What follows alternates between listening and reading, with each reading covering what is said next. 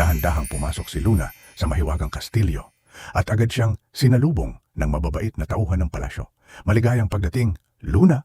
Hindi makapaniwala si Luna. Sa unang pagkakataon, may mga taong ngumiti sa kanya. Maingat siyang sinamahan papunta sa isang napakalaking kwarto at pagpasok niya, namangha siya. Punong-puno ito ng magagandang damit, kumikislap na alahas, at mga sapatos na parang para sa isang prinsesa.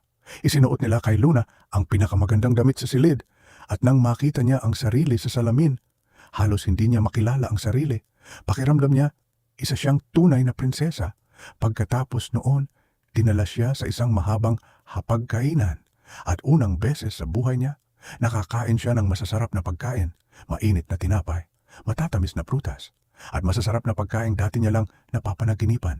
Habang kumakain, napansin ni Luna ang pinakamatandang tauhan ng kastilyo at mahina niya itong tinanong, "Bakit po kayo napakabait sa akin at bakit niyo po ako pinapasok dito?"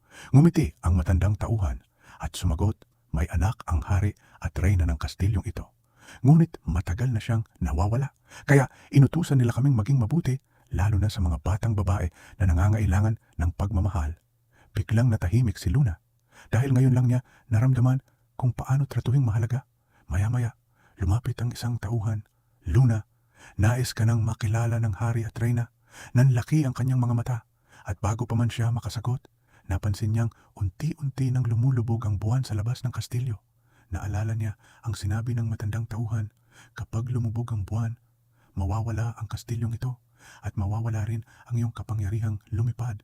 Nagmadaling tumakbo si Luna palabas ng palasyo at kahit pilit siyang pinipigilan ng mga tauhan, patuloy siyang lumipad palayo. Ngunit habang nagmamadali siya, may isang bagay na nahulog mula sa kanyang leeg, ang kanyang lumang kwintas. Hindi iyon napansin ni Luna. Ngunit maya-maya, may dalawang taong nakakita rito, ang hari at ang reyna. Dahan-dahang pinulot ng reyna ang kwintas at biglang nanlaki ang kanilang mga mata, para bang matagal na nila itong hinahanap. Abangan ang susunod na parte ng Luna.